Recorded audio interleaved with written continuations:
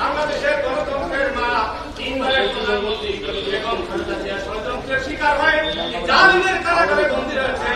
আল্লাহ মুক্ত হয়ে দেশ এবং জাতির খেদমত করতে পারে। খাস করে তোমার কাছে ফরিয়াদ জানাই, আমাদের মা অনেক অসুস্থ রয়েছে। আল্লাহ তুমি গায়েবীভাবে আমাদের দাবিকে ছোট করে দাও। বাবার মতো মায়ের মতো দাঁড়ান দাঁড়ান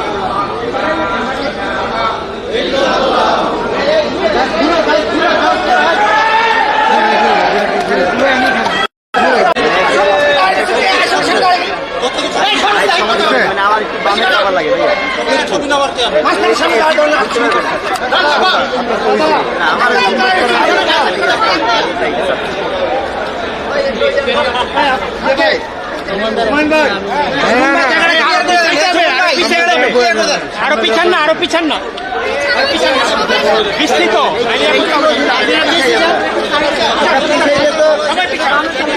বড় করেন, আরো পিছান, বড় করেন জায়গাটা। সামনে চলে আসেন, ঠিক আছে, এবার ঠিক আছে, সামনে চলে আসেন, এদিক থেকে কিছু বাইক সামনে চলে আসেন,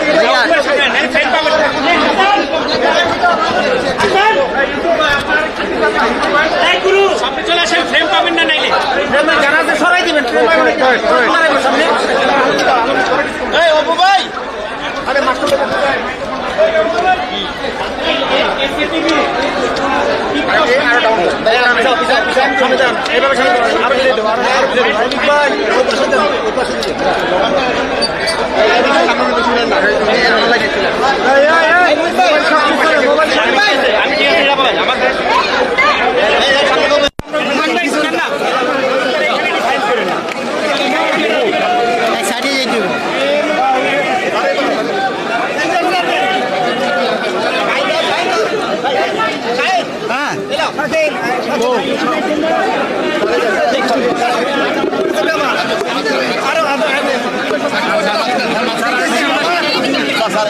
এখানে আসতে হবে স্যার, এখানে এখানে খোকন ভাইয়ের পাশে আসতে হবে স্যার। স্যার আরেকটু এদিকে আসতে হবে।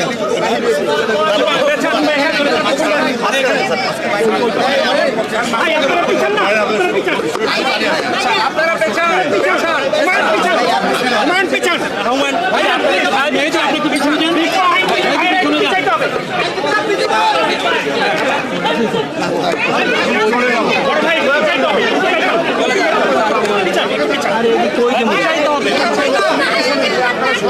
পিছাইতে হবে, বিজ্ঞ আইনজীবী ভাইরা একটু পিছাইতে হবে।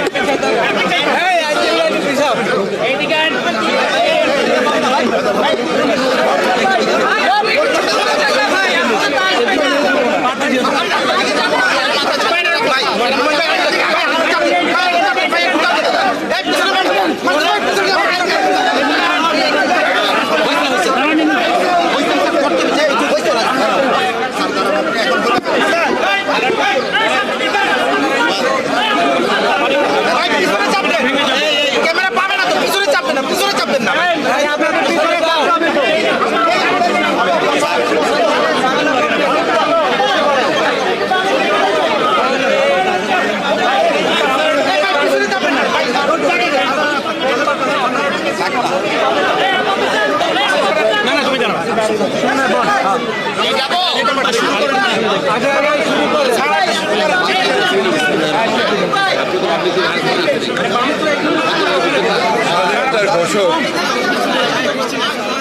বহুদলীয় গণতন্ত্রের প্রবর্তক,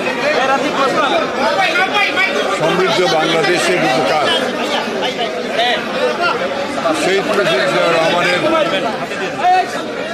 বাজারে বাংলাদেশ আইনজীবী ফোরামের জাতীয়তাবাদী ফোরামের নেতৃবৃন্দ এসেছিলেন আজকে। তাদের নতুন যে কমিটি গঠিত হয়েছে, নতুন ঠিক না, সভাপতি নির্বাচিত হয়েছেন অ্যাডভোকেট জয়নাল আবেদিন। তাকে নিয়ে সকল সদস্যরা আজকে এখানে এসেছিলেন শহীদ প্রেসিডেন্ট জিয়াউর রহমান সাহেবের মাজারে শ্রদ্ধা জানাতে, জিয়ারত করতে। এখানে তারা শপথ নিয়েছেন যে দেশে তারা আইনের শাসন প্রতিষ্ঠা করবেন এবং তার জন্য তারা বাংলাদেশের গণতন্ত্র প্রতিষ্ঠার জন্যে তাদের যে আন্দোলন, সে আন্দোলন তারা অব্যাহত রাখবে। বাংলাদেশে এখন একটি ফ্যাসিবাদ প্রতিষ্ঠা লাভ করেছে। একদলীয় একটা শাসন ব্যবস্থা চেপে বসেছে। শাসক গোষ্ঠী আওয়ামী লীগ তারা এই একদলীয় শাসন ব্যবস্থাকে বাস্তবায়িত করার লক্ষ্যে দেশের রাষ্ট্রীয় প্রতিষ্ঠানগুলোকে সব ধ্বংস করে ফেলেছে। দেশের মানুষ এখন আর ন্যায় বিচার পায় না। দেশের মানুষ এখন অর্থনৈতিক দিক দিয়ে অত্যন্ত কষ্টের মধ্যে আছে এবং এখানে সত্যিকার অর্থে আইনের কোনো শাসন নেই, সুশাসন নেই। সব মিলিয়ে বাংলাদেশ একটা ব্যর্থ রাষ্ট্রে পরিণত হয়েছে। আমরা আজকে এখানে আমাদের বিজ্ঞ আইনজীবীরা এসেছিলেন, তারা এই শপথে নিয়েছেন কারণ দেশে একটা আইনের শাসন প্রতিষ্ঠার জন্য, গণতন্ত্র প্রতিষ্ঠার জন্য তারা সর্বোচ্চ ত্যাগ স্বীকার করবে। বলেন সাহেব বলেন। আমরা আজকে দেশের সর্বোচ্চ আদালত, সুপ্রিম কোর্ট এবং ঢাকা আদালতের আইনজীবীদেরকে নিয়ে এখানে এসেছি।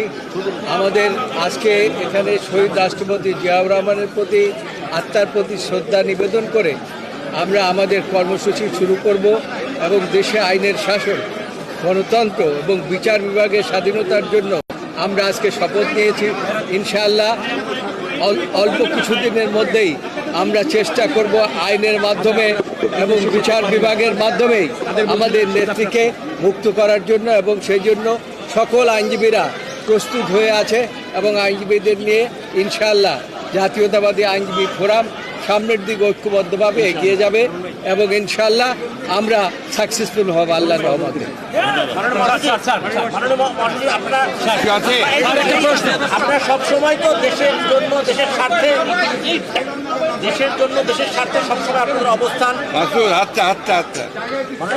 আপনারা সবসময় দেশের স্বার্থের পক্ষ আছেন, থাকেন। আজকে একটি কথা সরকারের পক্ষ থেকে বলা হচ্ছে যে আপনারা পরিকল্পিতভাবে একটি কল্পিত বিষয় নিয়ে উস্কানিমূলক পরিস্থিতি তৈরি করছেন।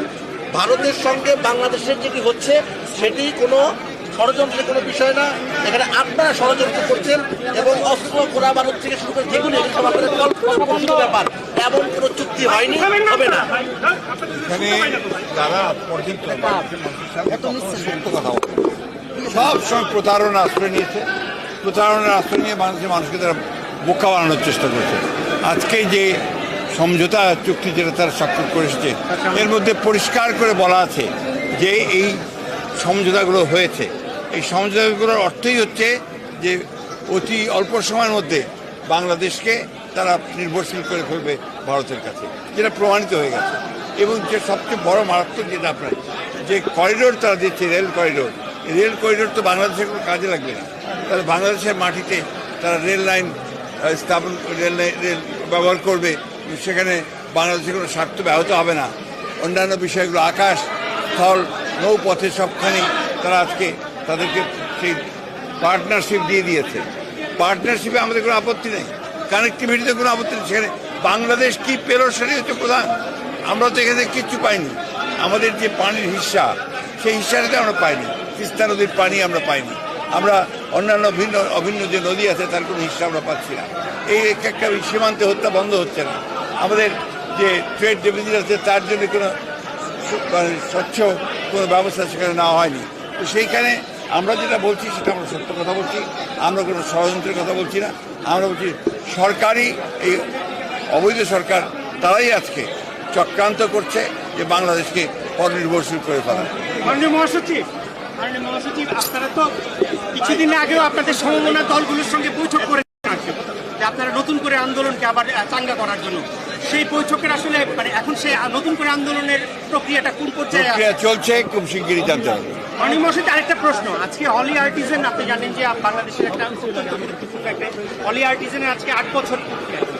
সরকার বলছে যে জঙ্গিবাদ এখনো নিয়ন্ত্রণে আছে, আপনারা কিন্তু অভিযোগ করেছেন জঙ্গিবাদকে সরকার নানান সময়ে রাজনৈতিক ফায়দা হাসিলের জন্য তারা ব্যবহার করে। আর কি হলি আর্টিজেন কিনে আপনারা আসলে কি বলছেন? হোলি আর্টিজেনের বিষয়টা আমরা কন্ডেম করেছি এবং আমরা যে কোনো রকমের জঙ্গিবাদের বিরুদ্ধে আমরা আন্তর্জাতিক জাতীয় জঙ্গিবাদের বিরুদ্ধে।